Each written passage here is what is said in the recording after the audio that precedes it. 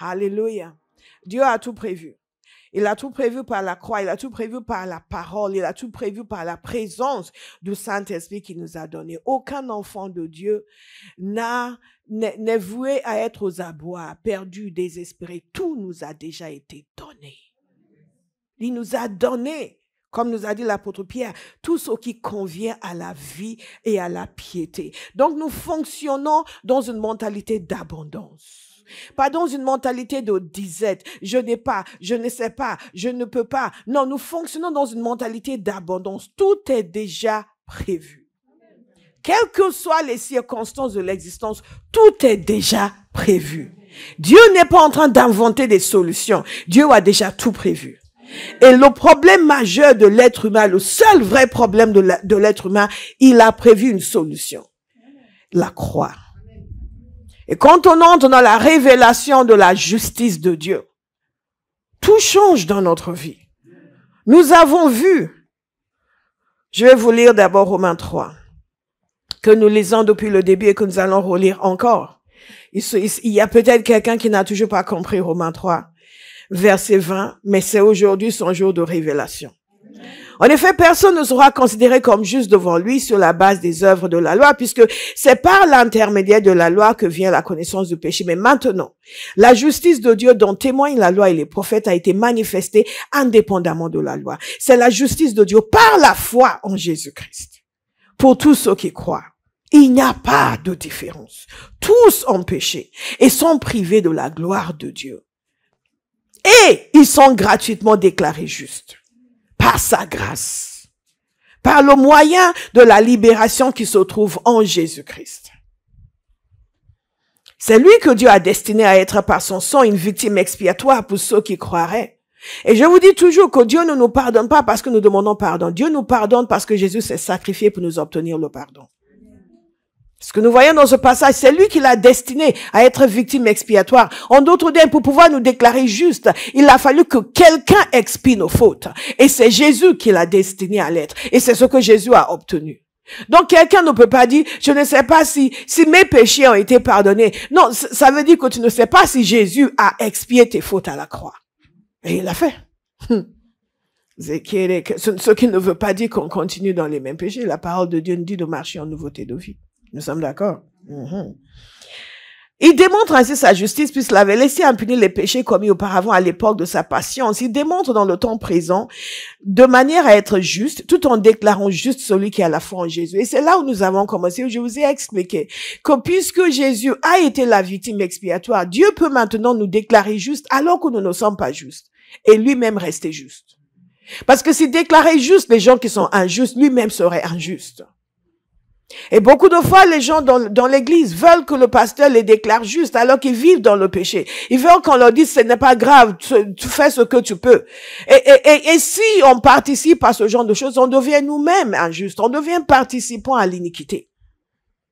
Et comme je vous dis toujours, je crains Dieu, je ne vous crains pas.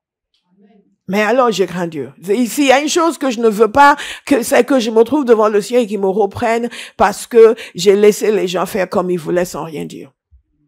Il y a un serviteur de Dieu à qui le Seigneur a repris dans ce sens et il a dit lui-même. Il n'a pas approuvé leurs actes, mais il n'a rien dit. Il a vu les gens faire des choses, il n'a rien dit. Il a fait que c'était pas son problème. Le Seigneur l'a repris. Parce qu'il a vu et il n'a rien dit. Il a fait comme si c'était pas son problème. Il ne les a pas validés, il ne les a pas approuvés. Il a vu, bon, c'est leur vie, ils font comme ils veulent.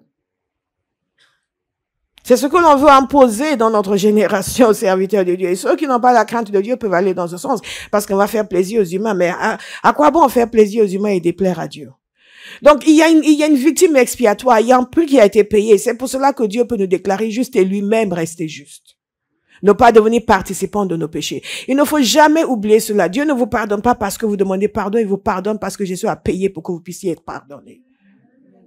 C'est pour cela que tous ceux qui ne sont pas à Christ peuvent demander pardon du matin jusqu'au soir, ils ne sont pas pardonnés. Parce qu'il faut que le prix soit payé pour le péché, pour que l'homme puisse recevoir le pardon. Parce que Dieu est juste. Il est saint. Mais il ne nous a pas dit, nous, de payer le prix. Il nous dit, ils sont gratuitement déclarés justes. Dans la version du second, ils sont gratuitement justifiés.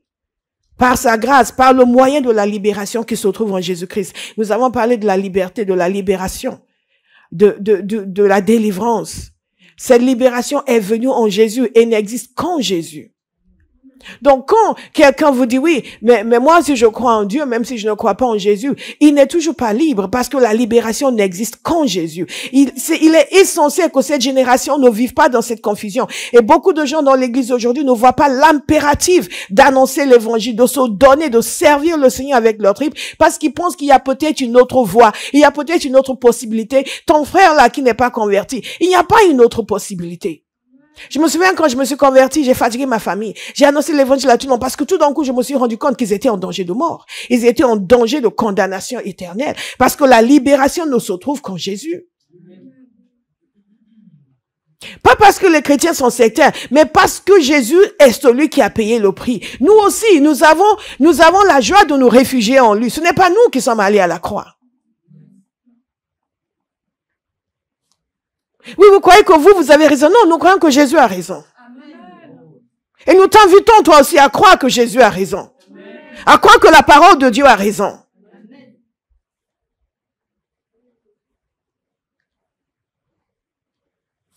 Et j'ai insisté auprès de tous et je continue. Personne ne dira que je ne l'ai pas dit. Personne. Et ça qui est Zoma qui est posé. Au point où quand ma mère s'est convertie, j'étais la première personne à qui elle voulait le dire. Parce qu'elle allait dans une église étrange et je lui ai dit qu'elle n'était pas sauvée. Évidemment, ça ne fait pas plaisir. Mais la parole nous dit que nous sommes gratuitement déclarés justes par sa grâce, par le moyen de la libération qui se trouve en Jésus-Christ. Donc, sans cette libération en Jésus-Christ, nous ne sommes pas justifiés. Nous restons coupables. Nous restons séparés de Dieu. Et la bonne nouvelle, c'est que tout le monde peut recevoir la vie en Jésus. Il n'y a pas de distinction de classe, d'origine, de race, aucune distinction. Tous ont péché et sont privés de la gloire de Dieu. Et cet évangile-là doit être annoncé de nouveau aujourd'hui. Parce que nous annonçons aujourd'hui l'évangile de viens, Jésus va t'aider. Et quand Jésus a fini de les aider, ils n'ont aucun désir pour Jésus. Et ils restent pécheurs. Et parfois, ils continuent de venir à l'église parce que Jésus les a aidés. Mais ils n'ont pas reçu la libération qui se trouve en Jésus. Et ils ne sont toujours pas convertis. Et beaucoup de gens dans nos églises évangéliques sont des païens. Des païens qui sollicitent l'aide de Dieu, mais qui ne sont pas convertis. Donc ce matin, je vais vous inviter à vous examiner pour voir si vous êtes dans la foi. C'est parce que c'est lui qui l'a destiné à être par son sang une victime expiatoire. Et donc, il nous a dit donc au verset 27, parce que quand les gens vont vous dire, oui, mais vous prenez pour qui? Non, on se prend pour personne. Juste des pécheurs sauvés par la grâce. Parce que verset 27, où est donc la raison de se montrer fier? Elle a été exclue. Elle a été exclue. Personne ne peut se montrer fier. Personne ne peut être orgueilleux. Personne ne peut se la jouer. Non, elle a été exclue. Pourquoi? Pas quelle loi partielle des œuvres, non, par la loi de la foi. En effet, nous estimons que l'homme est déclaré juste par la foi, indépendamment des œuvres de la loi. Donc, nous ne sommes pas déclarés juste parce que nous sommes bons, nous sommes bien habillés, nous avons fait 36 prières, nous avons jeûné pendant 20 jours, nous avons fait des veillées de prière. Non, nous ne sommes pas déclarés juste à cause de cela. Il y a beaucoup de gens qui font des veillées de prière parce qu'ils veulent que Dieu les aide, mais ils ne sont pas sauvés. Avant notre conversion, et on voyait circuler des listes de psaumes pour le mal de tête, le psaume un tel. Pour le problème de sommeil, le psaume un tel. Et moi-même non converti, j'ai grandi dans l'église, mais je n'étais pas converti. Même non converti, ça me paraissait absurde. Je dis, mais c'est pas des talismans, la Bible, c'est pas des fortune cookies. Il nous a déclaré juste. Et parce qu'il nous a déclaré juste, notre vie manifeste certaines conséquences du fait de notre révélation de cette justice. Le chrétien qui néglige la parole de Dieu est le chrétien dont la vie est appauvrie. Appauvrie. Parce que je vous assure, il y a des choses, vous ne les vivrez que lorsque vous en aurez la révélation. Et le chrétien qui n'a pas de révélation, sa vie est un terrain facile pour le diable. Il se moque de vous, il se joue de vous, il façonne vos pensées, il vous fait penser ce qu'il a envie que vous pensiez. Vous pensez des choses étranges, vous avez des attitudes mauvaises et vous vous éloignez de la grâce que Dieu a prévue pour votre vie, le chemin que Dieu a prévu pour votre vie, parce que Satan utilise votre mental comme un terrain de foot. Pourquoi? Parce que vous avez négligé la parole de Dieu. Et si vous pensez que je m'adresse à vous ce matin, vous avez raison. Je m'adresse à vous. C'est pour ça que vous êtes ici ce matin. Pour que je puisse m'adresser à vous. En premier. Et aussi à tous nos bien-aimés qui sont en ligne. Alléluia. Donc nous avons vu que quand nous avons cette révélation de la justice, et j'ai pris le temps sur cela pour tous ceux qui sont allergiques à la méditation de la parole. Ne regardez pas votre voisin. Qui sont allergiques à la méditation de la parole, que sans cette révélation de justice, toutes ces choses vont continuer à vous faire défaut. Et donc, les gens vont dire, pasteur, priez pour ceci, priez pour cela. Mais il y a des sujets de prière qui sont, qui ne sont pas nécessaires.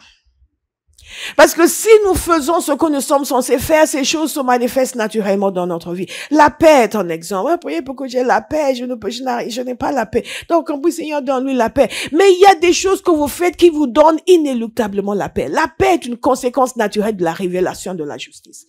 La paix, la justice, la paix, la joie dans le Saint-Esprit.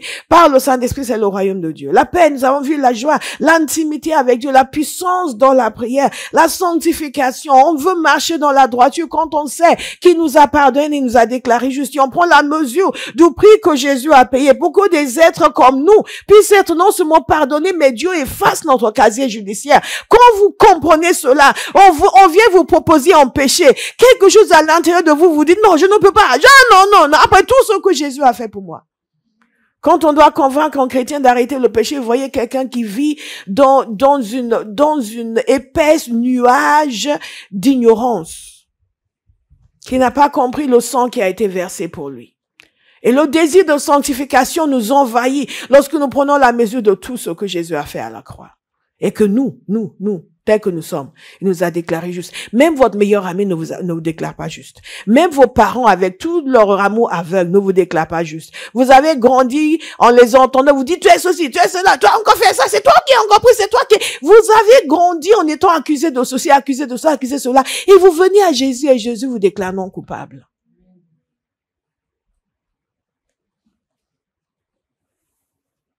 Combien de fois, c'est pas moi! Surtout quand il y a beaucoup d'enfants. C'est pas moi. Et vous venez au Dieu juste qui a le droit de vous punir et il dit, j'efface ton casier judiciaire. Et après on dit, oui, mais moi j'ai du mal à résister, moi je dois faire ça, moi je dois parler, moi je dois regarder des choses bizarres à la télé. Mais non, on n'a pas compris. Quelqu'un reçoit la révélation ce matin. Donc, cette conscience de la justice, cette révélation de la justice nous amène dans la liberté. Et aucun démon ne peut venir maintenant pour dire, je viens t'opprimer. Vous le regardez, il dit, tu viens opprimer qui? Dégage. Oui, mais tu es mauvais, tu te souviens quand tu avais 5 ans, tu avais fait ça? 5 ans? Je suis gratuitement justifié. Et les souvenirs qui viennent pour tourmenter de, quand même vous avez été mauvais, je suis gratuitement justifié. Si Dieu décide de ne pas s'en souvenir, moi aussi je ne m'en souviens plus. Je vous ai expliqué que la sanctification est nécessaire pour marcher dans la liberté. Si on ne change pas nos voies, on ne sera jamais libre.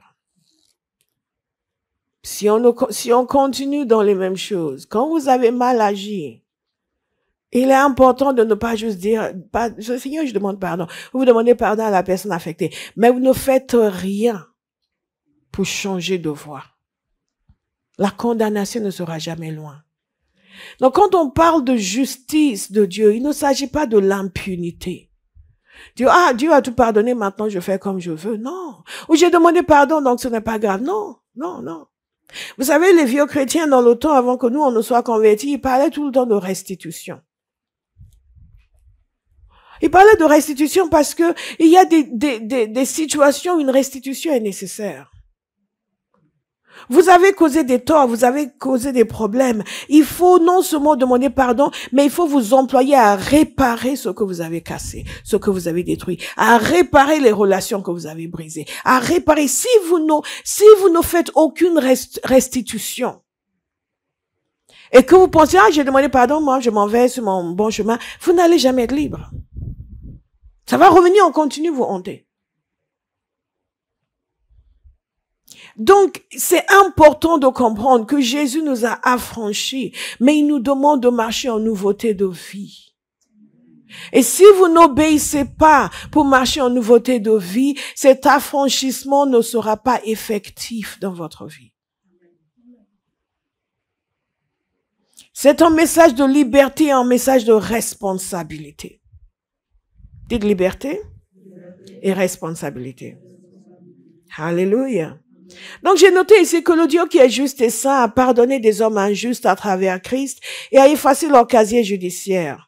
Et la conséquence de ce grand bien qu'il leur a fait et leur compréhension de ce grand bien qu'il leur a fait, c'est qu'ils sont poussés à agir d'une certaine façon. Il y a une exigence pour qu'ils agissent de cette façon, mais il n'y a pas qu'une exigence. Il y a aussi un mouvement de cœur, un élan de cœur à agir de cette manière-là. Et quand vous regardez la vie des gens, vous pouvez savoir jusqu'où est-ce qu'ils sont réellement convertis et dans quelle mesure est-ce qu'ils ils ont la révélation de cette grâce, dans quelle mesure est-ce qu'ils sont soumis au Saint-Esprit, parce que leur fonctionnement va le démontrer. Je vais vous inviter à regarder votre fonctionnement et à dire qu'est-ce que votre fonctionnement dit réellement sur votre vrai état spirituel. Il y a une réunion où on était il y a quelques années, j'ai même pas encore commencé mon message, et il y a quelques années, on serviteur de Dieu, un de mes frères était venu d'Angleterre, il avait prophétisé sur beaucoup de personnes.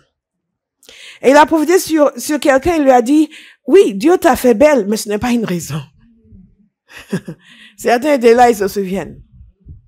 Donc, il a été très discret dans ce qu'il a dit, mais sa manière de parler, c'était pour dire, il veut marcher dans la sainteté.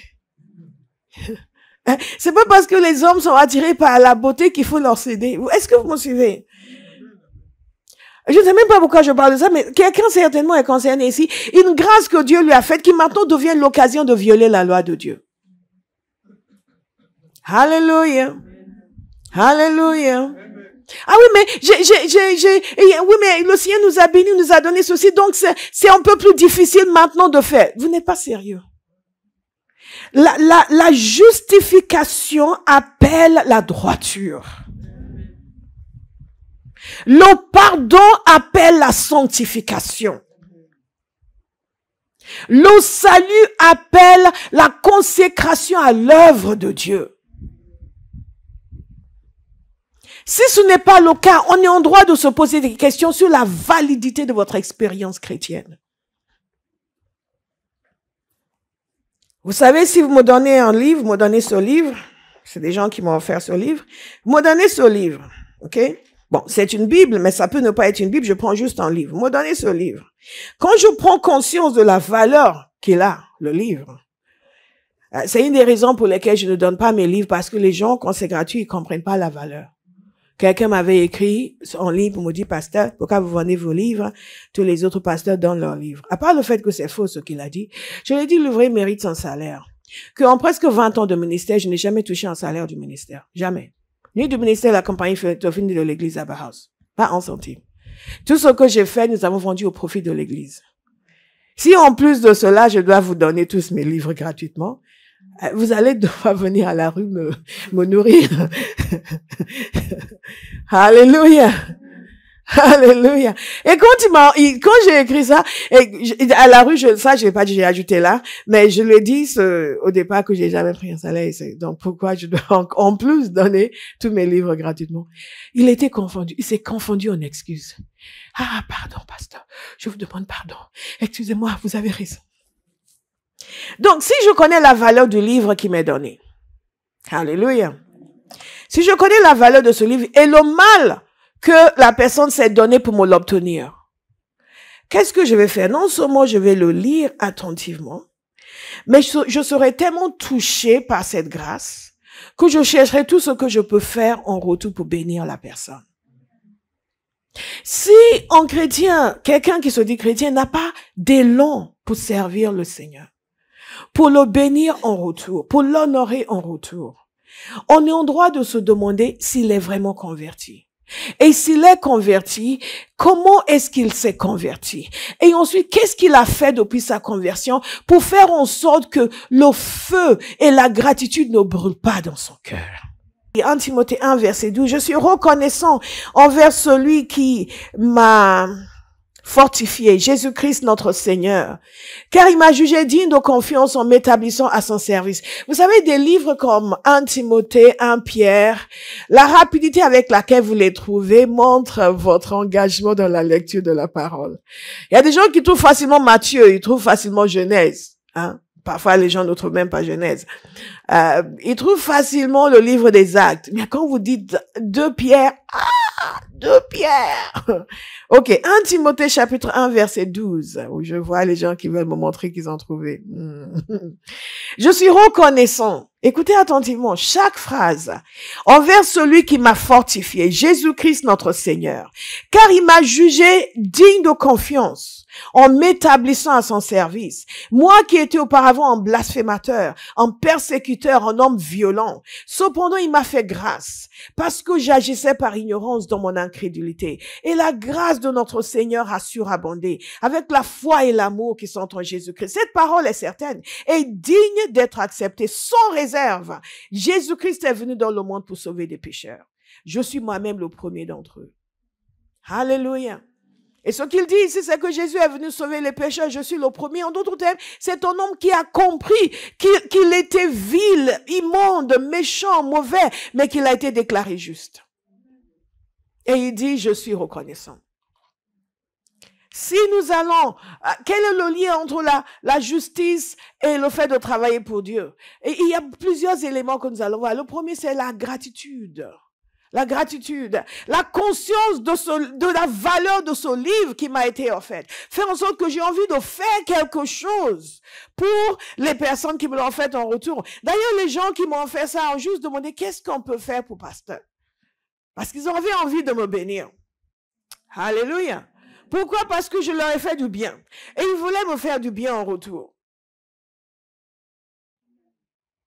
Est-ce que vous me suivez? Et quel bien est-ce que vous voulez faire au Seigneur en retour? Si vous êtes réellement reconnaissant pour le fait que vous avez été déclaré juste. Combien de fois vous avez du mal à appeler quelqu'un parce que vous savez que vous l'avez offensé? Vous craignez ce qu'il va vous dire. Parce que vous savez qu'il ne vous a pas déclaré juste. Il vous a déclaré condamné. Accusé par les hommes, mais justifié par Dieu. Condamné par les hommes, mais justifié par Dieu. Et Paul dit ici, donc nous travaillons pour Dieu. L'homme et la femme qui a la révélation de la justice travaillent pour Dieu. Paul dit, je suis reconnaissant, parce qu'il est reconnaissant. Reconnaissant. Il y a des gens, on t'a pas vu à l'église depuis 3 semaines. Tu viens cette semaine? Oh, je vais voir. Ça, c'est quelqu'un qui n'est pas reconnaissant. Ça va venir, n'est-ce pas? On croit. On croit des choses bonnes concernant les gens. On croit que la révélation va se produire. Dites à quelqu'un, la révélation va se produire. Mais d'ores et déjà, il y a un manque de reconnaissance. Et un manque de compréhension. Et quand maintenant on comprend l'importance de la chose et qu'on ne le fait toujours pas, il y a un manque de reconnaissance. Paul dit, je suis reconnaissant. Mais regardez ce que Paul dit ici. Il n'est pas simplement reconnaissant pour son salut. Il est reconnaissant que Jésus l'ait désigné pour travailler pour lui. Nous, beaucoup d'entre nous, nous ne sommes même pas suffisamment reconnaissants pour le salut. Combien même pourrions-nous être reconnaissants pour le fait que Jésus nous demande de travailler pour lui? Pour la majorité de chrétiens, travailler pour Jésus, c'est une imposition. Ils ont leur vie, ils ont des choses à faire, ils ont des priorités, ils ont des maisons à acheter, ils viennent de se marier, ils ont des maisons à construire, ils ont des choses, ils ont une ferme qu'ils viennent d'acheter, ils ont un business qui vient de commencer. Vous vous souvenez de cette parabole? Et beaucoup de gens, ils lisent ces paraboles, mais ils ne l'appliquent pas à eux-mêmes. Et ils vivent comme ça tous les jours. Non, mais tu vois, en ce moment, c'est pas évident. Je suis constamment en déplacement. Tu vois, mon nouveau poste. Non, en ce moment, et quand je rentre le samedi, je suis très fatiguée. Donc, me lever le dimanche, je veux venir à l'église. Ça, c'est des ingrats. Les pasteurs, oui, c'est des ingrats. Oui. C'est de l'ingratitude la plus patente. Celui qui t'a sauvé, qui t'a donné le souffle. Tu ne peux pas venir l'adorer parce que tu as un nouveau business, un nouveau poste. Je parlais tout à l'heure de madame qui, Dieu lui a donné la grâce de la beauté. Est-ce que ça l'autorise à violer la loi de Dieu parce que Dieu lui a donné la grâce de la beauté? Donc, nous ne sommes même pas suffisamment reconnaissants pour le salut, mais quand on a la révélation de la justice, on est reconnaissant. Il n'y a pas un jour qui passe, on n'est pas là à s'émerveiller. Père, moi, comme ça, tu m'as sauvé. Merci. Tu m'as déclaré non coupable. Et vous faites quelque chose et vite vous courez pour lui demander pardon et pour le remercier encore parce que il vous a déclaré non coupable. Vous a justifié. Et vous vivez dans l'émerveillement en continu, quelles que soient les circonstances. Et donc, on ne peut pas vous dire, on veut que vous fassiez ça, que ça, oui, mais maman, non. C'est là, ok. Est-ce qu'il y a d'autres choses que je peux faire? Comment est-ce que je peux me rendre utile à ce Dieu qui m'a sauvé? Si ce n'est pas l'état de votre cœur, il y a quelque chose qui vous manque. Je vous le dis d'autant volontiers que c'est comme ça que Dieu m'a élevé. Il m'a caché, Seigneur, mais tu penses à ceci. Il n'a jamais toléré ça. Tell the truth. You have a problem. Oui, Lord, I have a problem. Il y a un truc qui ne va pas. Voilà l'attitude que j'ai. Ce n'est pas normal. Je ne devrais pas avoir ce genre de cœur, compte tenu de ce que tu as fait pour moi. Je donne un secret à quelqu'un. Ne venez même pas essayer de vous défendre, de vous justifier, de vous expliquer. Comme on dit en bon français, my mother didn't raise a fool. Nous connaissons, nous savons quelles sont les tractations du cœur humain. Quelles sont les choses qui sont... Ce n'est pas parce qu'on pense que quelqu'un est mauvais. Non. Nous sommes tous des gens graciés. Vous comprenez? Donc, on sait que le cœur de l'homme est mauvais et que vous avez des mauvaises motivations et que vous avez de l'égoïsme dans votre cœur. Vous avez de l'orgueil dans votre cœur. Mais quand on l'avoue, Seigneur, je suis orgueilleuse. Change-moi. Je suis ingrate. Change-moi. N'essayez pas de venir vous justifier, expliquer. Parfois, les gens veulent m'expliquer quelque chose. Et je dis, mais est-ce que c'est marqué idiote sur ma tête? J'écoute, je leur souris, mais je me demande, est-ce que c'est marqué idiote sur ma tête? Mais tes motivations sont transparentes. Tes faiblesses sont évidentes. Tes insuffisances crèvent les yeux. Mais comment est-ce qu'un chrétien est transformé? En reconnaissant. Et en demandant au Seigneur, tu mérites mieux que ce que je te donne. Tu mérites mieux. Donc, ce qu'il y a dans mon cœur, détruis-le. C'est pas dire, oui, mais vous savez, on ne peut pas demander aux gens. On peut demander aux gens. On peut demander aux gens. Si le Fils de Dieu est venu sur terre, se laisser crucifier à notre place, il s'est fait moins qu'un esclave. On peut tout vous demander. Il peut tout vous demander. Tout, absolument tout. Parce que sans lui, vous n'existez pas. Si nous ne comprenons pas il nous a déclaré juste alors que nous méritions l'enfer, et que si nous ne nous avait pas déclaré juste, chacun de nous aujourd'hui, tout en étant assis joliment ici, nous allons finir en enfer, séparés de Dieu. Parce que ce n'est pas la religion qui sauve. C'est la foi en Jésus par qui nous avons obtenu la libération. La gratitude. Paul dit, je suis reconnaissant. Je prie qu'il y ait des hommes et des femmes à Abba House qui chaque jour de leur vie disent, je suis reconnaissant. Je suis reconnaissant que tu m'aies sauvé, que tu m'aies déclaré non coupable. Et je suis reconnaissant que tu m'aies appelé à ton service. Et que pendant que nous sommes en train de travailler pour lui, à être épuisés physiquement et mentalement, nous disons, je suis reconnaissant. Je suis reconnaissant. Je suis reconnaissant. Ce que nous constatons dans l'église, c'est, c'est trop, ça me prend du temps, wake up. Je n'ai aucune pitié pour les gens qui se plaignent en servant le Seigneur. En réalité, ils m'agacent profondément. Quelle ingratitude. Mais quelle ingratitude.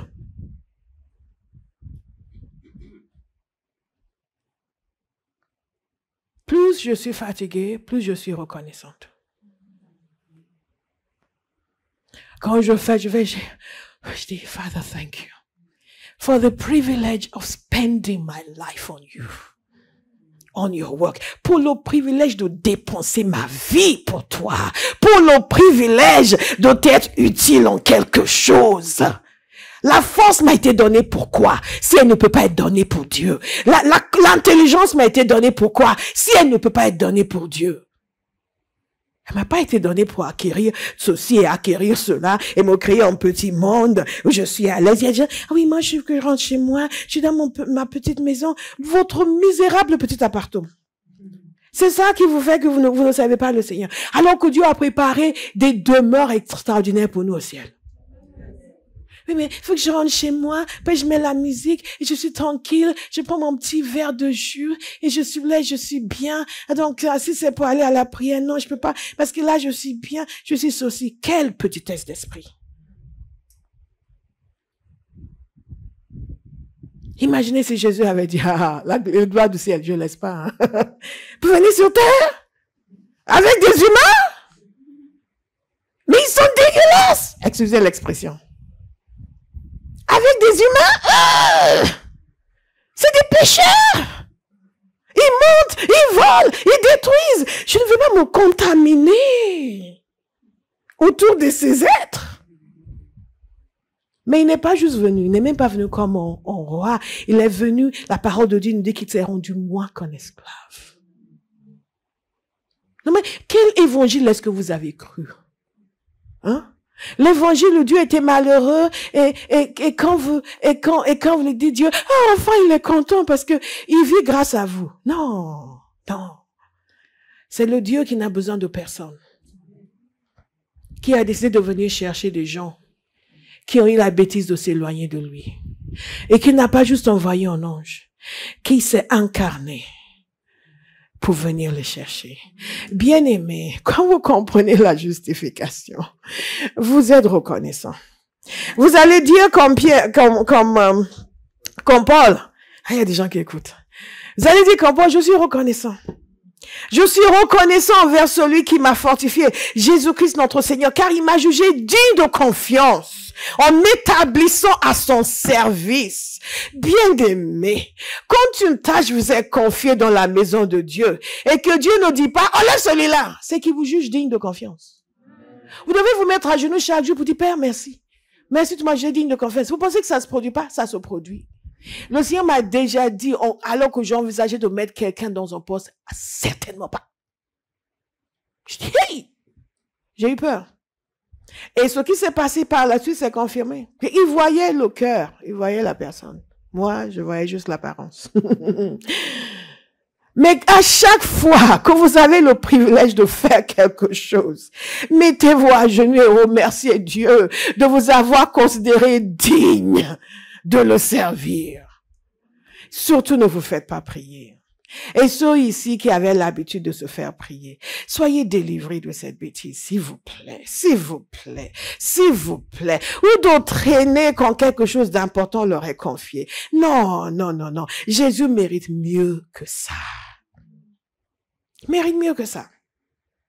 Il mérite mieux que ça. Il mérite mieux que ça. C'est parce que vous êtes Dieu ce matin. Non, non, non. On dit la vérité. Vous me suivez? On dit là. Et si vous ne faites rien, réveillez-vous. Hein. Réveillez-vous. Parce que si Jésus ne tire aucun profit de votre existence, vous avez gaspillé votre vie. Si la cause du Christ ne bénéficie en rien de votre existence sur terre, cette existence ne servait à rien. Paul dit, il m'a jugé digne de confiance. Voici un homme qui savait qu'il était mauvais, mais que l'Éternel l'a déclaré non coupable. Regardez, il dit, moi qui étais auparavant un blasphémateur, moi qui étais auparavant un persécuteur, un homme violent, il m'a fait grâce. Bien-aimé, à chacun de nous ici, il nous a fait grâce. Il nous a fait grâce. À chacun de nous ici. Chacun peut se mettre à la place de Paul. Moi qui auparavant étais un menteur, un voleur, une prostituée, un prostitué. Moi qui auparavant étais quelqu'un d'immonde, démonisé, méchant. Quel que soit votre témoignage, vous pouvez le mettre. Il m'a fait grâce. À cause de ça, je suis reconnaissant de ce qui me donne quelque chose à faire. Il pourrait dire, oui, c'est ma salle là. Non, non, ici c'est ça. On sait ce que tu as été, donc assieds-toi. On ne peut rien te confier. Mais non. Il a dit, il m'a établi dans son service. Il m'a considéré. Il a eu confiance en moi. My God.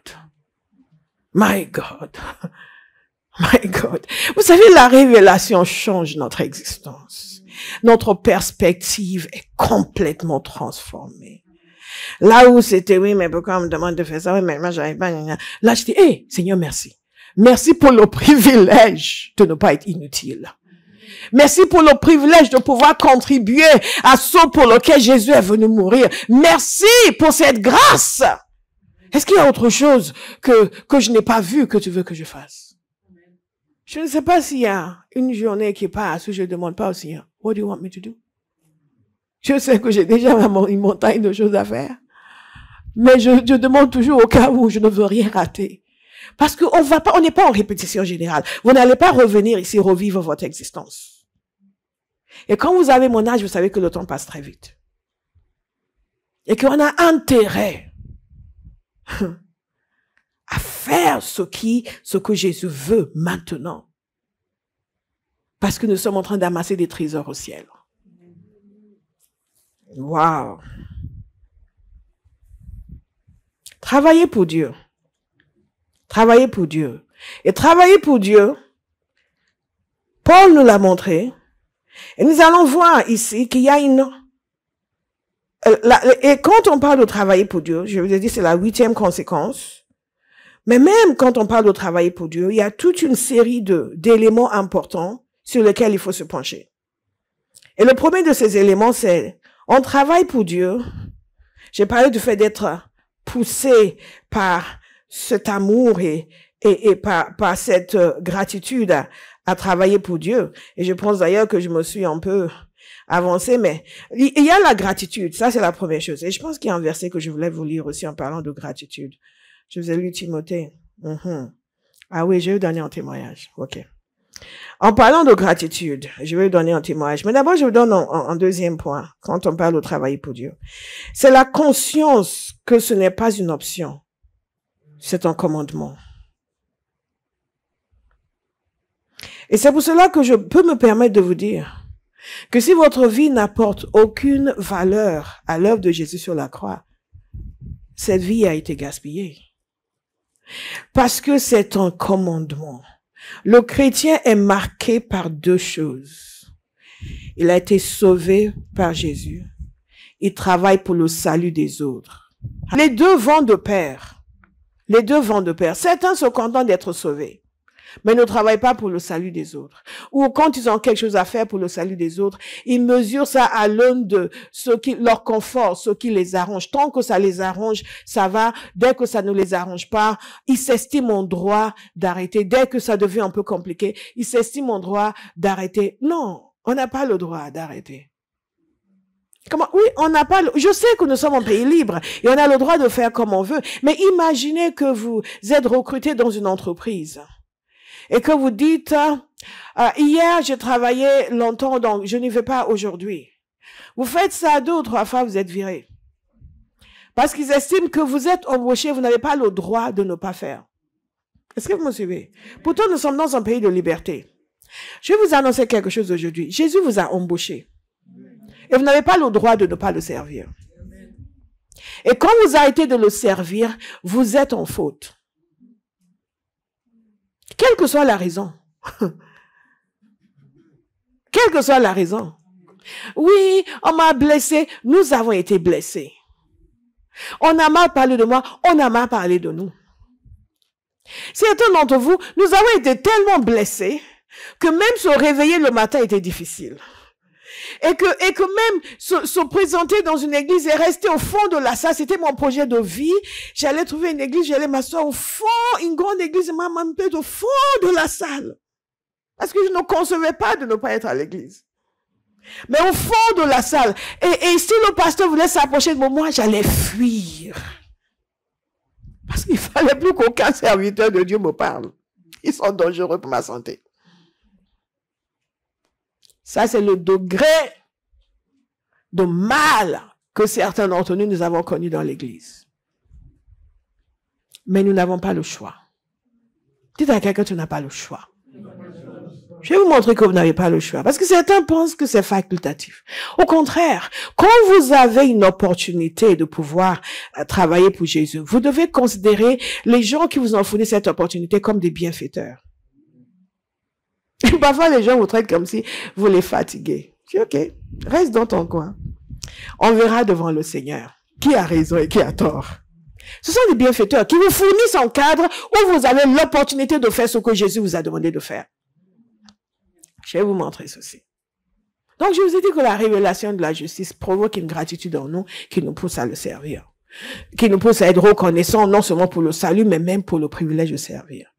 Mais je vous dis aussi la deuxième chose, c'est que même si vous n'êtes pas poussé, c'est une obligation. Amen. 2 Corinthiens chapitre 5, verset 17. Si quelqu'un est en Christ, il est une nouvelle création. Les choses anciennes sont passées. Voici, toutes choses sont devenues nouvelles. Si vous êtes chrétien depuis 1 an, vous connaissez probablement ce passage. Et donc, on se réjouit du fait que toutes choses sont devenues nouvelles. Yes! Toutes choses sont devenues nouvelles. Yes! Puisque nous sommes spécialistes dans le fait de piocher des versets et de ne jamais regarder la suite, nous ne savons même pas qu'il y a un danger dans ce passage. Et tout cela vient de Dieu, qui nous a réconciliés avec lui par Jésus-Christ. Et c'est là où beaucoup s'arrêtent. Qu'est-ce qu'il a dit par la suite? Qui nous a donné le ministère de la réconciliation. Il nous a réconciliés et par la même occasion, il nous a donné le ministère de la réconciliation. Je vais vous poser une question. Qu'est-ce que ça veut dire qu'il nous a donné le ministère de la réconciliation?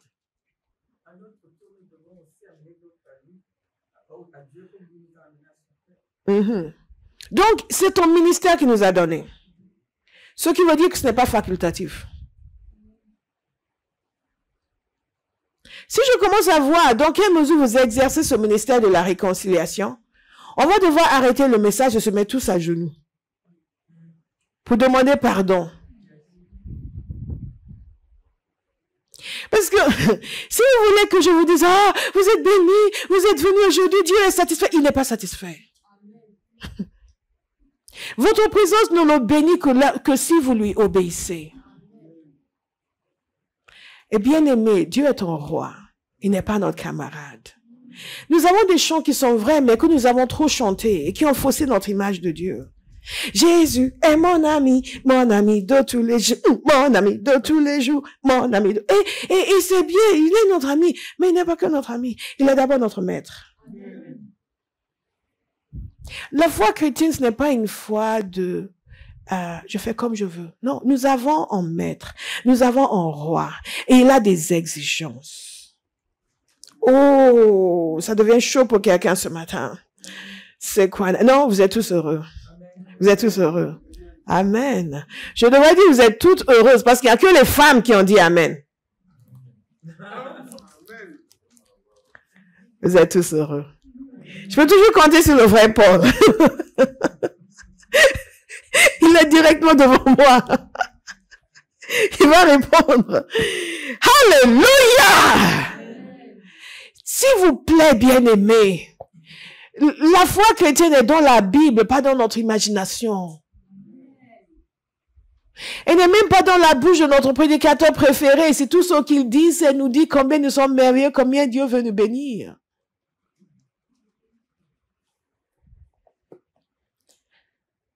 Regardez ce qu'il dit. Il nous a donné le ministère de la réconciliation. En effet, Dieu était en Christ. Il réconciliait le monde avec lui-même en ne chargeant pas les hommes de leurs fautes. Il a mis en nous la parole de la réconciliation. Donc, ma question est de savoir, cette parole qu'il a mis en vous, combien de gens l'entendent? Nous sommes donc des ambassadeurs pour Christ, comme si Dieu adressait par nous son appel. Nous supplions au nom de Christ, soyez réconciliés avec Dieu.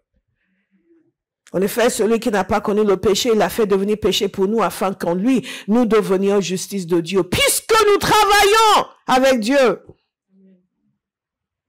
Est-ce que nous pouvons le dire à haute voix? Puisque nous travaillons avec Dieu.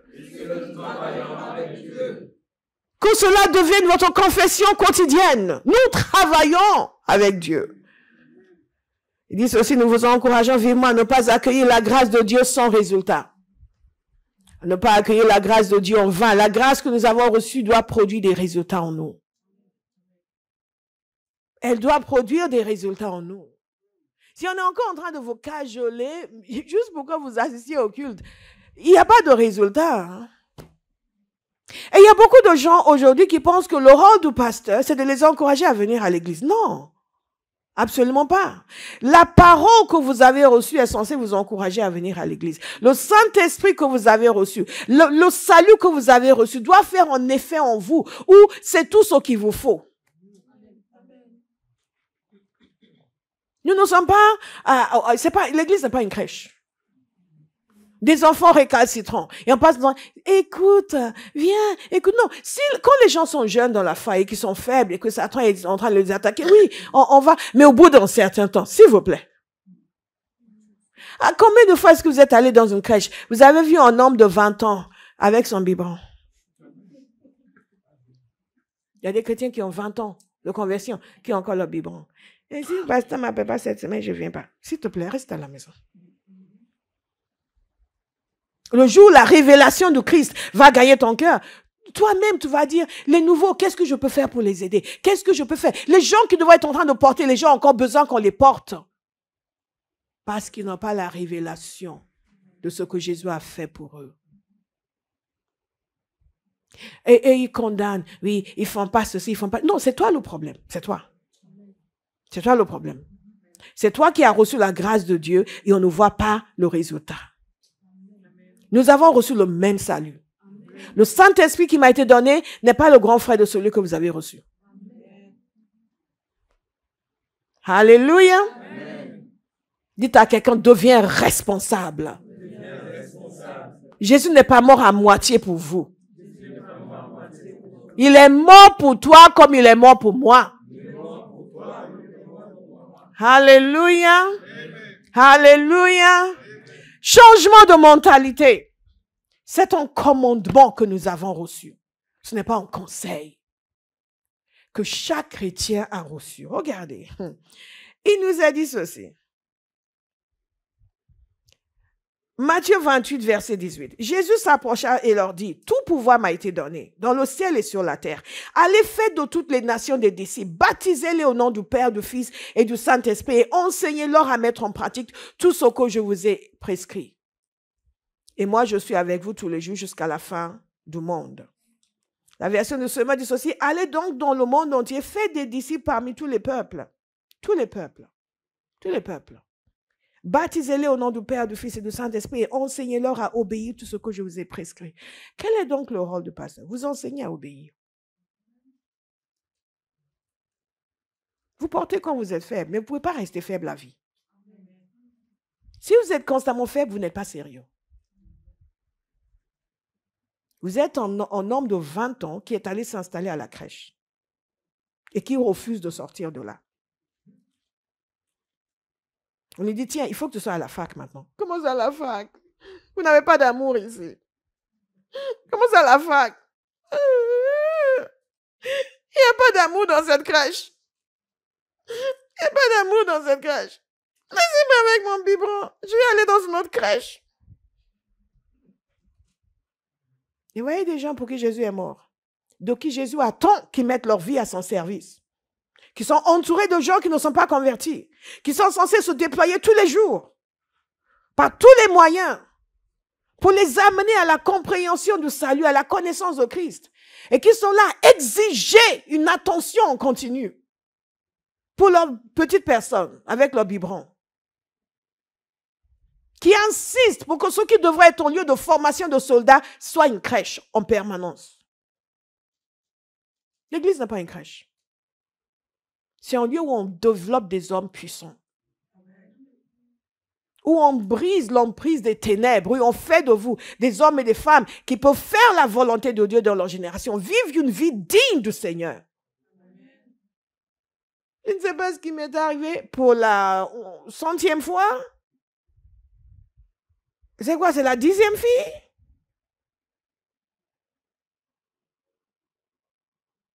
On porte les gens lorsqu'ils trébuchent. Mais après, on leur apprend comment ils doivent marcher droit. Alléluia. Jésus attend quelque chose de nous. Il ne nous a pas suggéré d'aller faire des nations des disciples. Il nous a donné le commandement à chacun de nous. Donc, nous sommes formés en ce lieu, nous sommes équipés pour devenir puissants. L'apôtre Paul a dit, je suis reconnaissant avec celui qui m'a fortifié. Nous fortifions et nous vous fortifions. Pour que l'œuvre ne soit pas trop dure pour vous. Pour que vous soyez en mesure de vous tenir puissamment en esprit par la parole de Dieu et livrer bataille contre les forces des ténèbres qui viennent contre votre vie pour vous démobiliser et que vous allez rencontrer sur le terrain de combat. Alors que vous voulez libérer les autres. Mais pas pour vous cajoler pendant 20 ans, pour vous mettre un biberon à la bouche alors que vous avez 20 ans. Nous fatiguons les serviteurs de Dieu avec nos enfantillages. Nous avons besoin de toutes nos forces. Les serviteurs ont besoin de leurs forces. Les brebis ont besoin de leurs forces. Nous avons besoin de nous fortifier ensemble et avancer comme une grande armée au service de son roi. Quand il y a quelqu'un qui tire en arrière, mais moi, oh, stop! Les pasteurs envoient à quelqu'un. Non, pas du tout. Avec beaucoup d'amour. Il a dit, faites des disciples parmi tous les peuples. Ça, c'est ce que Jésus nous a ordonné de faire. Il nous a réconciliés et nous a donné le ministère de la réconciliation. Quelqu'un va se mettre dans l'état d'esprit de commencer enfin à obéir à Jésus. À exercer le ministère de la réconciliation. Il n'y a pas un ministère d'assistance au culte et de se faire bénir. Toute bénédiction que nous recevons doit être canalisée vers quelqu'un d'autre. Parce que dans ce royaume, nous moissonnons quand nous semons. Après toutes ces années, j'ai vu, les gens qui ne donnent pas se dessèchent très vite. Et ont toujours besoin d'intervention d'urgence. Et il y a une façon de se mettre au service du Seigneur où vous allez déclencher sa jalousie sur votre vie. Vous allez déclencher sa joie, sa fierté sur votre vie. Mais je prie qu'il trouve des hommes et des femmes comme cela à Bauhaus. Des gens qui ont de l'empressement pour le servir parce qu'ils sont émerveillés. Je vais raconter un témoignage avant que nous terminions. Mais c'est toujours bien de commencer tôt le message. Comme ça, je peux parler pendant 5 heures. Si vous me laissez, je parlerai pendant 5 heures. C'est pour ça que de temps en temps, on fait deux réunions, le matin et l'après-midi. Parce qu'il y aura des choses à dire. Si nous nous isolons pendant une semaine pour enseigner la parole du matin jusqu'au soir, on n'aura jamais tout dit. On va finir rempli et on recommence encore. Mais aujourd'hui, les gens n'ont pas soif de la parole de Dieu. Même une heure de prédication, ils sont en train de dormir. Des fois, je veux prendre les gens et les secouer. Ta vie est en train d'être transformée ou tu reçois l'élément pour la transformation de ta vie et tu dors. Et après, on dit, pasteur, priez pour moi. Non, je ne prie pas pour les gens qui dorment. La parole.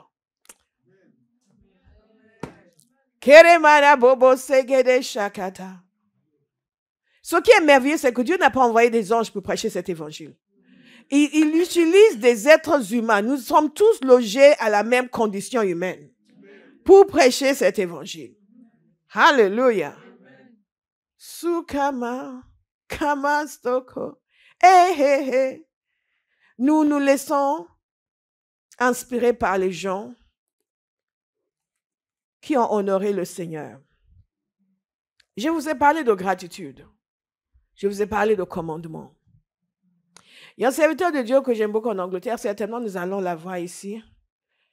quand le Seigneur nous dirait de le faire. Et il parlait d'un homme qui avait été emmené le voir il y a peut-être 20, 25 ans de là, 20 ans peut-être, ou 17 ans, je crois. Et cet homme venait de finir l'école biblique et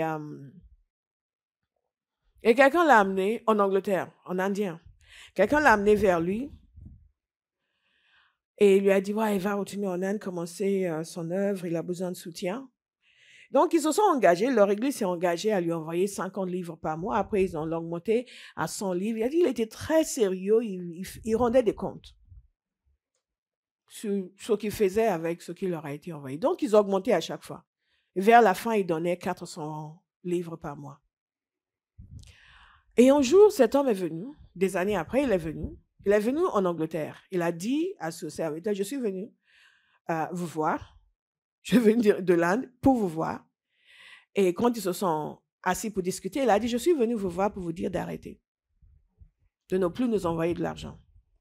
Il a dit, parce qu'on a grandi, Dieu nous a bénis. Nous sommes maintenant à 50 000. Nous sommes maintenant à 50 000. Et donc, en entendant ce serviteur témoigner, je suis allée prendre un peu d'informations sur ce pasteur et je me suis rendu compte qu'en fait, je le connaissais déjà. Et c'était intéressant de voir cette connexion avec le pasteur en Angleterre. Et l'histoire de ce pasteur indien est très intéressante. Certainement, je ne sais pas s'il est déjà venu en France, mais il viendra, sûr et certain. Quand il a commencé, il disait lui-même, dans l'église de pasteur David Jeremiah, que certains connaissent, un très grand homme de Dieu, un des pères aux États-Unis, il disait que au tout début de son ministère, il était venu aux États-Unis pendant 3 mois, il cherchait des gens qui allaient le soutenir et personne n'a voulu le soutenir. Donc, il est reparti en Inde. Et le Seigneur lui a dit que le même Dieu aux États-Unis est le même Dieu en Inde. Donc, il est reparti en Inde. Il a commencé l'œuvre. Mais son témoignage était extrêmement puissant parce que je vous parle de gratitude, n'est-ce pas? Et je vous parle aussi de commandement. En plus, je pense que j'avais 8 points à vous donner. Je vous ai donné que 2. On verra le reste par la suite. Et qu'est-ce qui s'est passé? Il a raconté son témoignage. Et son témoignage est saisissant. Tout le monde sait que l'Inde est un pays à majorité hindoue. Et lui, il a grandi dans une famille hindoue. Mais à l'âge de 11-12 ans, il est devenu mauvais. Et sans raison apparente, il a commencé à fumer, il a commencé à voler, il a commencé à jouer, à faire des jeux pour avoir de l'argent, pour acheter toutes les choses qu'il fumait. À 12 ans. Et sa mère était dépassée. Dépassée. Il était vraiment mauvais comme garçon. Elle n'en pouvait plus. Et elle a dit qu'elle regrettait d'avoir donné naissance à un enfant comme lui. Yeah. Elle lui disait ça. Elle disait qu'il était irrécupérable, que même Dieu ne pouvait pas le changer. Et c'est ce que sa mère disait en continu. C'est ce que sa mère disait en continu. Jusqu'à un jour où un évangéliste est venu dans son village. Et cet évangéliste marchait, il prêchait, et il entendait parler de Jésus. Il dit que ce Dieu pouvait changer les gens, qu'il allait changer votre vie.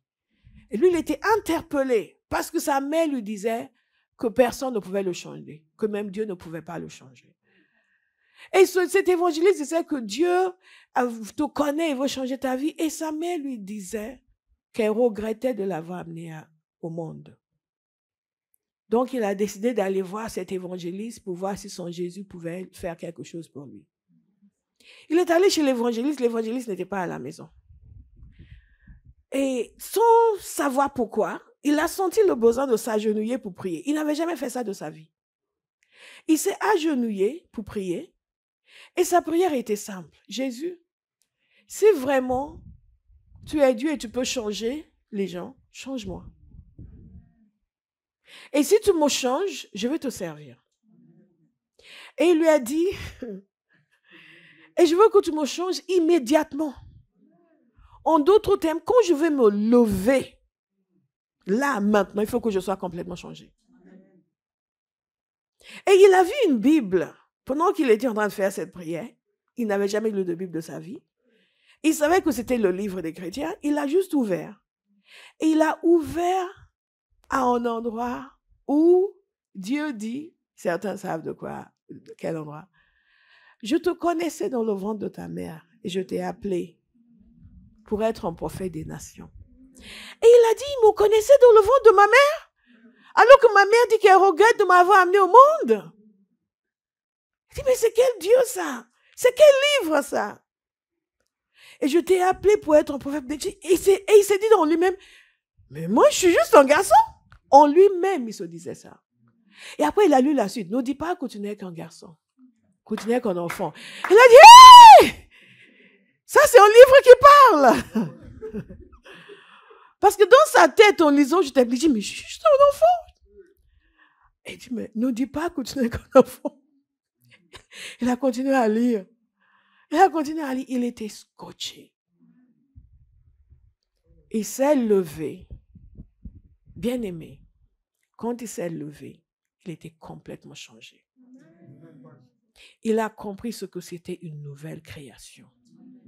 Il était transformé.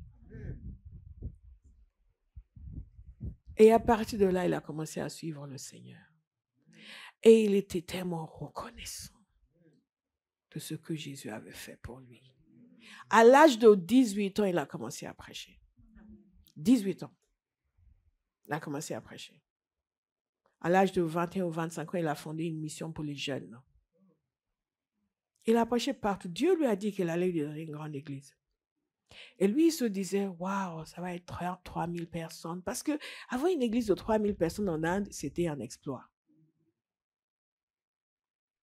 Il disait que quand il était en Angleterre, il regardait les églises.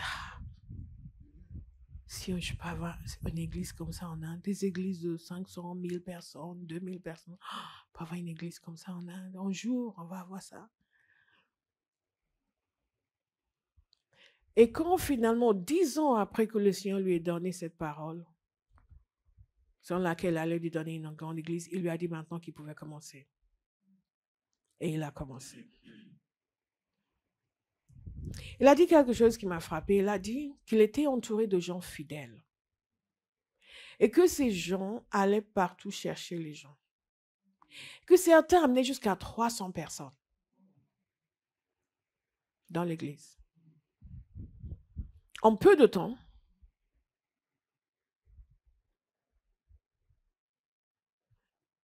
ils ont été multipliés. Aujourd'hui, ils sont à peu près 300 000 personnes. Parce que Dieu est fidèle. Et il accomplit sa parole. Et ça, c'est un pays où les chrétiens représenteraient peut-être 5% de la population, à tout casser. Et où ils subissent une persécution constante.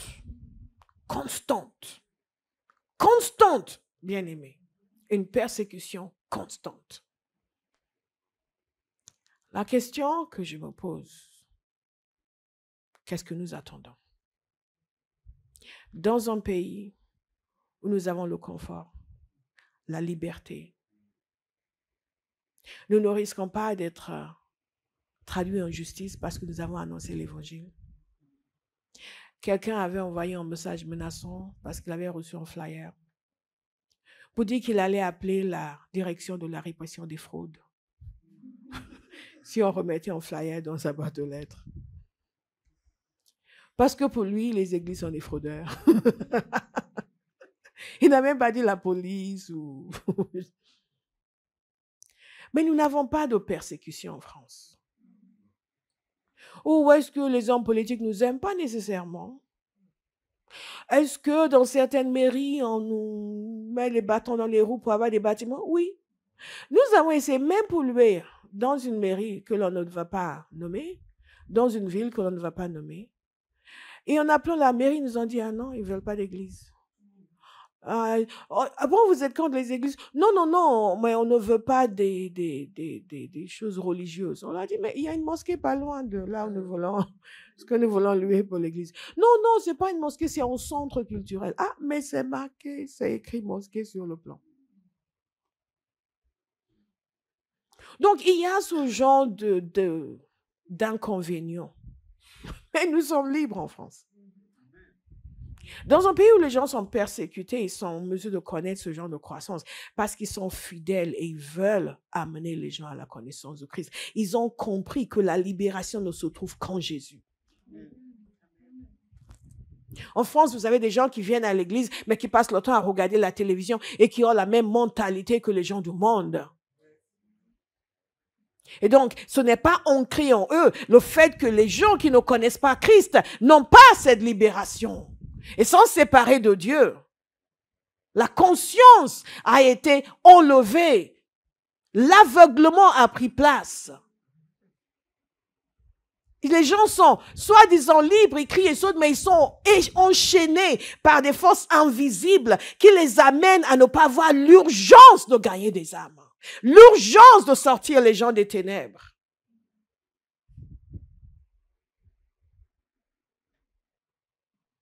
Jésus va nous demander de rendre des comptes pour notre génération. Moi, j'ai arrêté d'insister auprès des gens pour qu'ils servent le Seigneur, qu'ils fassent. Ne faites pas. Mais Dieu ne va pas me reprendre pour vous. Il va vous reprendre pour vous. Et je le dis et je le redis encore. L'autre jour encore, le Seigneur me parlait et il m'a dit qu'il me tiendra pour responsable. Si quelqu'un peut se tenir devant lui et dire, et que ce soit vrai, que je ne lui ai pas inculqué l'impératif de Dieu de gagner des âmes. Donc, Abba House, écoutez-moi. Dieu exige que vous gagnez des âmes. Personne ne pourra dire, on ne me l'a pas dit. C'est concomitant à notre salut.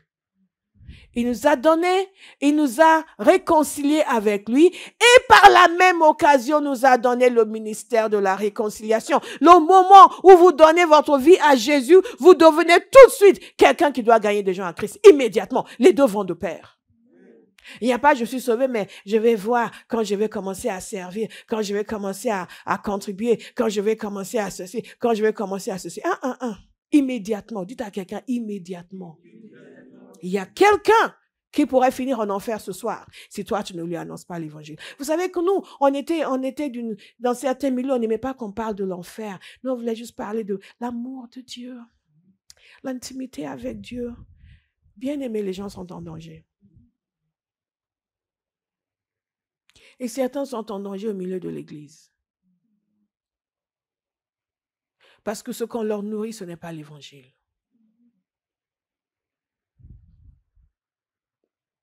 Et chacun de nous, l'apôtre Paul, il a dit quelque chose d'extraordinaire, on devait le voir aujourd'hui, mais on le verra après. Il a dit, je suis innocent du sang de tout homme. Moi, j'ai l'intention de quitter cette terre innocente. Que celui qui va en enfer, ce ne sera pas parce que je n'ai pas fait ma part. Que celui qui reste faible comme chrétien, ce ne sera pas parce que je n'ai pas fait ma part. Que celui qui ne se lève pas pour entrer dans sa destinée et servir le Seigneur, ce ne sera pas parce que je n'ai pas fait ma part. S'il est têtu, il est rebelle, il veut continuer à vivre comme le monde tout en chantant Jésus, lui seul est responsable.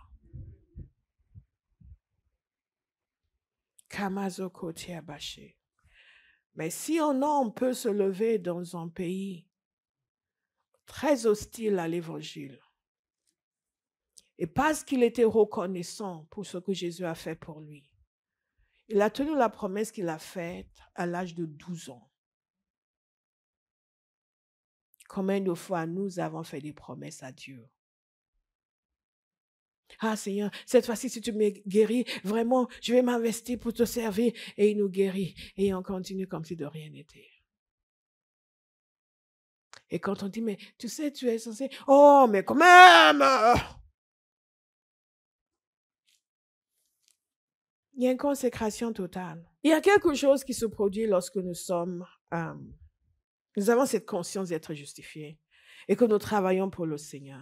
Beaucoup de gens ne durent pas dans le service parce qu'ils sont constamment, comme ils ne durent pas ailleurs, ils sont constamment tourmentés par-ci, par ça. Non, il y a une assurance que nous avons. Et nous avons besoin de cette assurance. Paul dit, il m'a été fait grâce parce que j'agissais par ignorance dans mon incrédulité. Et la grâce de notre Seigneur a surabondé. Comment est-ce que Paul aurait pu continuer avec assurance à le servir s'il ne savait pas que la grâce avait surabondé? Il aurait été tourmenté en continu par le sentiment de culpabilité à cause de tous les chrétiens qu'il avait tués. Et chacun de nous, nous avons quelque chose qui pourrait nous déstabiliser. Ou il y a quelque chose dont les gens nous accusent qui pourrait nous déstabiliser. Ou il y a quelque chose que l'ennemi veut utiliser contre nous qui pourrait nous déstabiliser. Si nous n'avons pas la certitude que non seulement Dieu nous a justifiés, mais il nous a appelés. Yes. Il y a toujours quelqu'un qui va trouver que vous ne faites pas le poids. Vous ne devrez pas être en train de faire ça. Pourquoi on vous a confié ceci? Pourquoi on vous a confié cela? Il y a même des gens que vous avez aidés qui vont remettre en doute vos compétences, même votre intelligence. Et c'est là où beaucoup de gens ne durent pas. Ils sont facilement déstabilisés. Paul avait cette assurance. En servant le Seigneur, nous devons avoir cette assurance. Notez ceci, comment est-ce que nous pouvons travailler pour le Seigneur comme nous devons le faire? En étant totalement dévoués. Philippiens 3, verset 7. Quand vous savez de quoi il vous a sauvé, si vous constatez que vous avez un cœur partagé, vous allez vous reprendre vous-même. Et dire, Père, mon cœur est partagé, ce n'est pas digne de toi. Je dois être totalement dévoué à ton service. Il y a des gens qui savent que leur cœur est partagé et trouvent que c'est, ouais, mais moi, je sais pas. Moi, j'aimerais bien vraiment me donner à fond, mais je ne sais pas, j'arrive pas. Et je les regarde, je dis, waouh. Et ils le disent en temps de blague. Comme si on était en train de plaisanter. Ils sont en train de dire quelque chose qui est extrêmement dangereux pour leur vie et ils le disent en plaisantant parce qu'ils ne prennent pas conscience.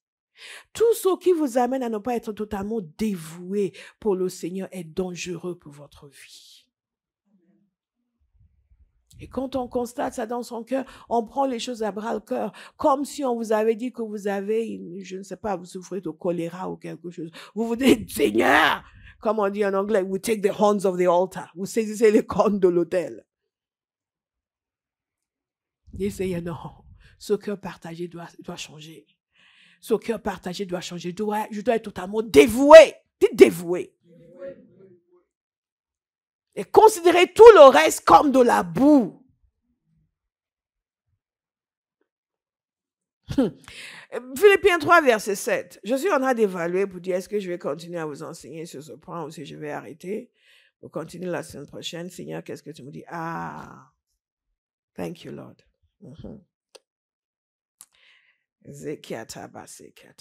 Dites dévoué. Dévoué. Regardez dans Philippiens chapitre 3. Philippiens chapitre 3. Verset 7. Paul avait énuméré ses qualités. Souvent, j'essaie d'entrer dans la tête de cet homme, l'apôtre Paul. Et souvent, je prie, je dis, Père, je ne sais pas ce que tu lui as donné à manger, mais donne-moi la même chose. Parce que pour qu'un être humain évolue à ce point, passer de quelqu'un qui non seulement détestait les chrétiens, mais les faisait mourir, à quelqu'un dont toute la vie était dévouée à l'évangile, il y a une évolution qui s'est produite en lui. C'est pour ça qu'on a toujours espoir. Même si vous êtes de la catégorie des gens qui, vous êtes là un jour, vous êtes disparu pendant 6 mois, on a toujours espoir. Parce qu'on a des gens comme Paul, qui tuaient des chrétiens. Il était convaincu. Et il a changé à 180 degrés. Alléluia. Un revirement à 180 degrés. Donc, le changement est possible. Dites à quelqu'un, j'ai espoir pour toi, mon frère, ma soeur. Le changement est possible. Alléluia. Alléluia. Et quand quelqu'un vous dit, oh, regarde comment tu es, tu dis, oui, je sais. Mais je suis en voie de transformation. Ben oui, mais je ne suis pas comme ça. Vous êtes comme ça. mais la bonne nouvelle, c'est qu'on est en voie de transformation. Alléluia. En voie de transformation. Yes! Philippiens 3, verset 7. Mais ces qualités qui étaient pour moi des gains, je les ai regardées comme une perte à cause de Christ. Il y a quelque chose que vous allez lâcher, qui faisait votre joie, qui faisait votre fierté, et que vous allez mettre de côté pour Jésus. Si vous n'aviez encore rien mis de côté pour Jésus, ce n'est pas encore ça. C'est quel évangile? Ça, c'est le véritable évangile. Le véritable évangile. Et je considère même tout comme une perte à cause du bien suprême qu'est la connaissance de Jésus-Christ, mon Seigneur. Est-ce que vous avez compris ce que Paul disait ici? Pourquoi on parle du fait qu'il a eu la révélation de la justice et c'est pour ça qu'il était si à fond pour Dieu? Il dit, je considère tout cela comme une perte à cause du bien suprême. C'est quoi le bien suprême? C'est ce que Jésus a fait. Le fait de le connaître, c'est ça le bien suprême. Et cette révélation doit entrer dans le cœur de chaque enfant de Dieu. Que le bien suprême, ce n'est pas toutes ces choses derrière lesquelles je cours qui font ma fierté. Où les gens vous disent, ah, celle-là, ouais, elle a réussi. Elle est dans elle travaille dans tel endroit et tel endroit. Elle côtoie telle personne, elle fonctionne à tel niveau. Et nous sommes tellement fiers des choses qui n'ont pas de valeur éternelle. Mais Paul, avec tout son pédigré, avec tout ce qu'il avait, avec tout son statut social, tout son statut théologique, il dit toutes ces choses qui pour moi étaient des gains, je les ai regardées comme une perte à cause du Christ. Pour lui, le bien suprême, c'est la connaissance de Jésus-Christ, mon Seigneur. Vous commencez à grandir spirituellement quand la connaissance de Jésus devient votre bien suprême. Quand les choses du royaume deviennent votre bien suprême. Quand la parole devient votre bien suprême. Quand servir le Seigneur devient votre bien suprême. Quand être à fond dans la prière devient votre bien suprême. Là, la révélation est en train de se produire. Et donc, puisque la connaissance de Jésus était son bien suprême, tout le reste n'avait pas de valeur. Tout ce qui plaisait à Dieu devenait son obsession. Que Dieu lève des hommes et des femmes dans cette église. Tout ce qui est de Jésus, de Dieu, l'œuvre de Dieu devienne leur obsession. Gagner notre génération pour Christ. Oui, vous allez sortir, vous dites, oh, je ne sais pas, je vais voir, mais c'est... Ah! My God!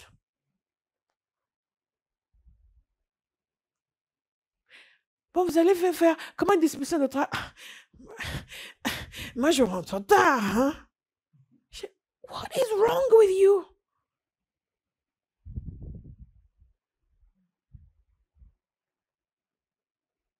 Le bien suprême. Cherchez premièrement le royaume et sa justice. Et tout le reste vous sera ajouté. Donc nous labourons pour ce qui nous est censé nous être ajouté. Parce que nous ne cherchons pas le royaume. Paul dit, à cause de lui, je me suis laissé dépouiller de tout. Et je considère tout cela comme des ordures afin de gagner Christ et d'être trouvé en lui. Non avec ma justice, vous voyez, celle qui vient de la loi, mais avec celle qui s'obtient par la foi en Christ. La justice qui vient de Dieu et qui est fondée sur la foi. Verset 12, ce n'est pas que j'ai déjà remporté le prix ou que j'ai déjà atteint la perfection, mais je cours pour tâcher de m'en emparer, puisque de moi aussi Jésus-Christ s'est emparé. Vous voyez, Jésus s'est emparé de nous et nous courons pour nous emparer de tout ce que Jésus a mis en place pour nous. Frères et sœurs, je n'estime pas mon être moi-même déjà emparé, mais je fais une chose, oubliant ce qui est derrière et me portant vers ce qui est devant. Je cours vers le but pour remporter le prix de la paix céleste de Dieu en Jésus-Christ. Ça, c'est la mentalité que nous sommes censés avoir. Nous courons vers le but. C'est ce que Jésus a prévu pour nos vies qui doit être notre obsession. Ah non, moi je sais que le Seigneur veut que je sois béni. Moi je sais que franchement, le Seigneur veut que j'ai cette Mercedes. Et le Seigneur ne veut pas que tu gagnes des âmes par contre. Est-ce que vous savez que le Seigneur vous pouvez avoir toutes les belles voitures du monde, ça ne change rien pour lui. Ce qui est pour nous une extrême belle voiture, pour lui c'est de... Hein? Ce sont les gens qui me suggèrent les mots. Il n'est pas impressionné. Il vit dans ce qui pour nous serait un luxe inimaginable et inconcevable. Donc, il ne va pas vous en vouloir parce que vous avez une belle voiture. Les gens ont une telle petitesse d'esprit qui pensent que peut-être que c'est pas bon si j'ai une super voiture. Mais ayez toutes les super voitures que vous voulez. What is the problem? Et donc, ça a trop de valeur à nos yeux. C'est ça le problème. Et cela a une telle valeur à vos yeux que ça va faire votre fierté. Comment votre fierté peut venir d'une voiture? My God! Vous n'êtes pas petit quand même. Vous êtes né de Dieu. Il n'y a aucune voiture de luxe au monde qui vous mérite. Je vous assure. Donc, il y a des gens qui disent, mais pourquoi les gens, ils ont des Rolls Royce? What is a Rolls? It's just a car. Parce qu'ils sont petits dans leur manière de penser. Donc, les gens sont petits, ils ont un petit quelque chose, ils sont orgueilleux. Mais non, le pasteur ne devait pas me parler comme ça parce que moi, je suis milliardaire. Oh, whatever. Bien-aimés, considérons ces choses comme de la boue. Considérons ces choses comme des ordures. Que notre fierté vienne de notre engagement pour Dieu. Que notre fierté vienne de notre connaissance de Dieu. Que notre fierté vienne de notre relation avec Dieu. Que notre fierté vienne de notre service pour Dieu. Que notre fierté vienne des âmes que nous gagnons pour Dieu. Et les disciples que nous faisons pour Dieu. Que nous voyons évoluer. Je vous assure, chacun de vous ici, le plus jeune comme le plus vieux, a infiniment plus de valeur que toutes les richesses que vous pouvez accumuler au monde. Que votre fierté ne vienne pas de cela. Ne devenez pas difficile, ingouvernable, intraitable, parce que vous avez acquis un succès. Aucun succès ne mérite une vie humaine. Amen. Mais on se réjouit parce qu'on est utile à Dieu. Amen. Donc l'apôtre Paul nous conseille. Il nous dit, nous tous donc qui sommes mûrs, adoptons cette attitude. Adoptons cette attitude. Et si vous êtes dans notre avis sur un point, parce qu'il y a toujours des gens qui ne sont pas d'accord, Dieu vous éclairera aussi là-dessus. Seulement là où nous en sommes, marchons dans la même direction. Je vous invite. Marchons dans la même direction. La direction dans laquelle nous marchons ici, c'est d'être utile à Dieu. C'est que nous n'allons pas recevoir la grâce de Dieu en vain. C'est que chacun est appelé à être un gagnant d'âme.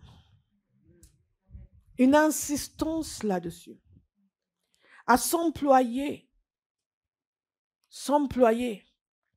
de quelque manière que ce soit, à aller vers les gens qui ne connaissent pas le Seigneur. De façon active. Faisons quelque chose de concret et des choses concrètes dans la semaine pour amener les gens à Christ. C'est une exigence. On pose des exigences. Vous faites comme vous voulez, mais c'est une exigence. C'est l'exigence de Dieu vis-à-vis du chrétien. Que la vie que nous avons reçue, nous allons maintenant vers les autres pour leur offrir cette vie. Vous fonctionnez autrement, vous êtes dans la désobéissance totale. C'est un commandement que Jésus nous a donné. D'aller et faire des disciples parmi tous les peuples. Et je dis bien tous les peuples. Pas le peuple noir, mais tous les peuples. Si nous regardons ici majoritairement, nous sommes noirs. Et nous ne sommes pas représentatifs de la nation où nous sommes. C'est ce que les Anglais appellent, nous disons en anglais, an elephant in the room. Je ne sais même pas si on dit en français, un éléphant dans la pièce. Que l'on n'aime pas évoquer. Mais c'est l'insularité des chrétiens qui ne vont pas au-delà. Nous avons établi une ligne raciale dans l'évangile. Et nous ne traversons jamais cette ligne raciale. Il est temps que ça change. Et je vais inviter chacun cette semaine, et à partir de cette semaine, à sciemment aller annoncer l'évangile à quelqu'un qui est dans notre peuple, d'une autre couleur. Alléluia. Parce que c'est parmi tous les peuples que nous faisons des nations des disciples. Et certains vont nous ramener l'esclavage et la colonisation. Si vous connaissez votre histoire, vous allez arrêter de parler de l'esclavage. Parce que l'esclavage existait en Afrique avant l'arrivée des Blancs. Si vous connaissez l'histoire. Entre les peuples africains et aussi avec les Arabes. Si vous connaissez, est-ce que vous connaissez David Livingstone? Vous êtes des francophones. Je vous aime. David Livingstone était un missionnaire, un grand explorateur anglais. Et je ne vais pas entrer dans les détails de ce qu'il a fait, mais une des choses que l'on a remarqué dans son activité missionnaire, c'est qu'il était impliqué dans la libération des esclaves. Et ces esclaves étaient pris par qui? Étaient vendus par qui?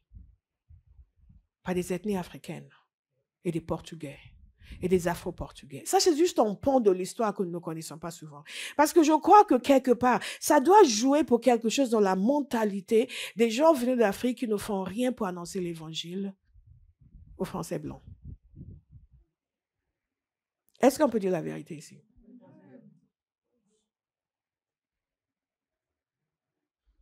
Il n'y a pas une nation, une race qui est mauvaise. Nous sommes tous mauvais. Et chaque être humain qui, s'il a l'opportunité, sera un oppresseur. Parce que le mal, le péché est humain. Il n'est pas racial. Donc, quelqu'un doit être délivré de cette mentalité et comprendre que partout où Dieu vous a positionné, vous êtes censé amener l'évangile. Est-ce que quelqu'un écoute?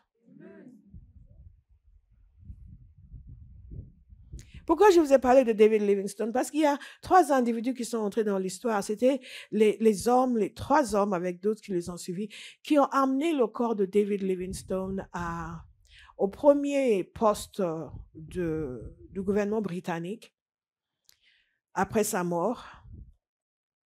Et ils ont fait 1000 kilomètres à pied pour amener son corps. Ces 3 hommes étaient des anciens esclaves. 2 d'entre eux, c'est lui qui les a libérés, selon l'histoire. C'est leur propre peuple qui les ont vendus. Et il a dit comment l'un d'entre eux a rencontré une femme qui s'est dit être sa tante. Et il lui a donné des biens. Et David Livingstone l'a dit, ne fais pas trop, hein. Parce qu'il savait que c'était sa famille qui l'avait vendu. Et à l'époque, il les vendait et il y avait des bateaux anti-esclavage, des bateaux anglais, qui sillonnaient les côtes, qui cherchaient à libérer les esclaves. Et 2 de ces hommes ont été libérés par l'équipe de David Livingstone quand il faisait ses explorations. Mais il y en a un d'entre eux, et c'est le seul dont nous avons des registres, c'est de lui qu'on a toutes les informations sur ce qui s'est passé quand David Livingstone est décédé. Et celui-là, il avait été vendu comme esclave. Et c'est un de ces bateaux, grâce à des gens qui étaient là, qui l'ont sauvé, qui l'ont libéré. Et ce qu'il faisait quand il libérait ces esclaves noirs, il les amenait en Inde. Il les amenait à Mumbai. Et ils faisaient une école missionnaire, mais ils leur apprenaient à lire et à écrire, etc. Et certains d'entre eux, après, participaient à des explorations. Ce jeune homme, je vais me rappeler son nom, Wainwright, si je me souviens bien. Les anglophones auraient plus facilement compris cette bonne histoire. Do you know David Livingstone, I presume? You know that expression.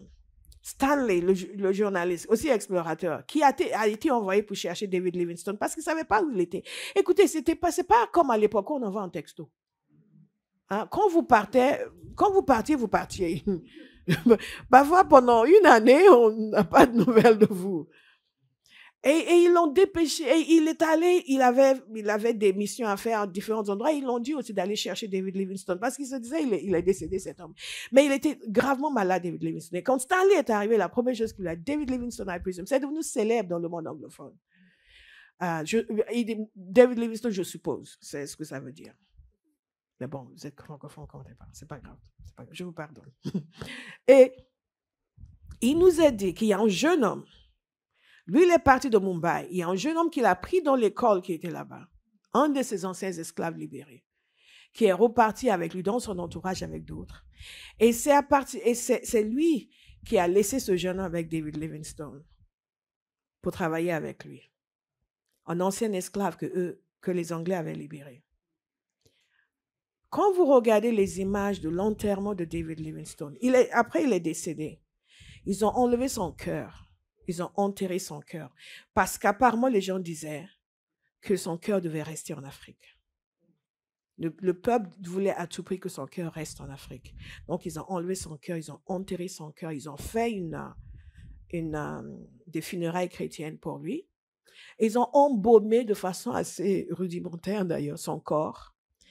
Et ces 3 hommes, les 2 qu'il avait libérés de l'esclavage et celui qui était venu de Mumbai, qui était aussi du voisinage, mais libéré de l'esclavage, ont pris son corps, ont fait 1000 kilomètres à pied pour le ramener au premier poste britannique pour qu'il puisse l'emmener en Angleterre. 1000 kilomètres à pied. Ils ont même rencontré un missionnaire anglais avec ses troupes qui nous ont dit, mais il faut l'enterrer. Non. Et ils l'ont ramené. Et certaines indications, certains rapports disent que cet homme Wainwright était le seul à être parti en bateau avec le corps. D'autres disent qu'ils étaient 3, mais je pense que les 2 autres ont dû venir après. Mais quand vous regardez les images de funérailles, les gens qui portaient son cercueil, ce dont nous parlons, c'est au 19e siècle, hein, pas hier. Les gens qui portaient son cercueil, il y avait un jeune homme noir, un jeune Africain.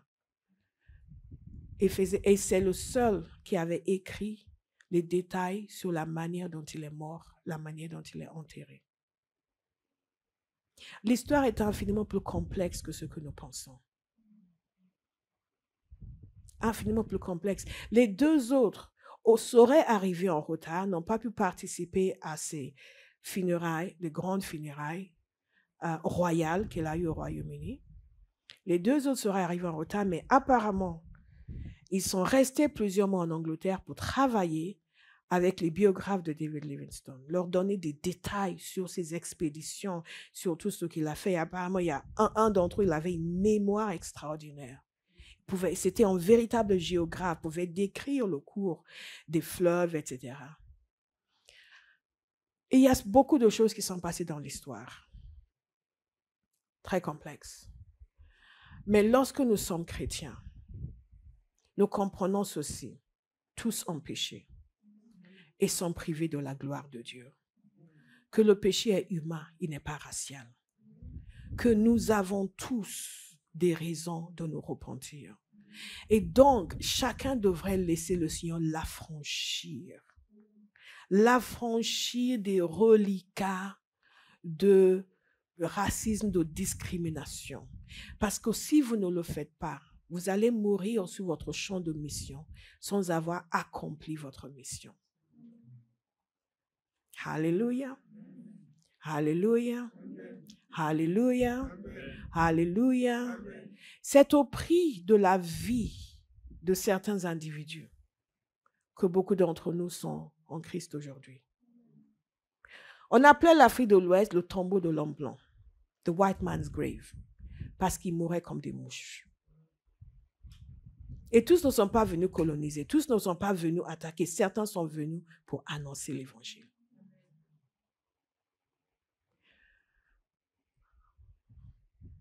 Et je veux dire à quelqu'un qui pense que tout ce qui l'intéresse en France, c'est gagner de l'argent et bâtir des maisons dans son pays natal. Si c'est tout ce que vous faites, vous allez rater votre existence. Nous sommes tous sur terre pour une raison. Amener notre génération à Christ. Est-ce que vous me suivez? Et je vais inviter chacun à s'examiner et à se demander dans quelle mesure l'amour de Christ est dans son cœur. Dans quelle mesure il voit les autres, il voit les Indiens comme ses frères, il voit les Arabes comme ses frères, il voit les Blancs comme ses frères, il voit les Noirs comme ses frères. Et comme des gens à qui il est censé annoncer l'Évangile. Nous allons prier.